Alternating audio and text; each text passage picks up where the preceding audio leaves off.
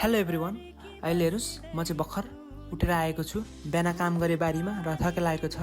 थके लागे पनि म फेरि बारीमा दिउँसोको कामको लागि फर्किएको छु। म बारीमा फर्केर खन्न लागेँ र कोदो रोप्नका लागि अहिले मौसम चलेको छ। त्यही म कोदो रोप्न भनेर म काठमाडौँदेखि गाउँमा आएको छु, जहाँ शान्त छ, हरियाली छ। म बारीहरू खनिरहेको छु ताकि कोदो पनि रोपियोस् आनन्दले। र मकैहरूलाई मैले हाम्रो यो देखिएको मकै हो, हरियो मकै, त्यसलाई हामीले छली खनेर राम्रोसँग खनिदिएको छु रोप्नको लागि। म थके लाएर म फेरि रेस्ट गरेको छु एकछिन। हेर्नुहोस् मेरो कस्तो पसिना आएको छ, मैले कपाल पनि लगाएको छु। ल हेर्नुहोस्, यो पुरै कपालमा पसिना छ। एकछिन बस्दा बस्दा पानी पर्यो। पानी हेर्दा पानी साउनसार भएको कारणले गर्दा पानी परेको छ। फेरि हामी माथि ठुल दिदीकोमा गएर एकछिन रेस्ट गऱ्यौँ। हेर्नुहोस् पसिना आएको छ, पानी पनि परेको छ। पानी रोकेपछि हामी बारीमा गएर हामी काम गरेपछि फेरि खाजा खायौँ। खाजा समय भएको थियो, खाजा खायौँ।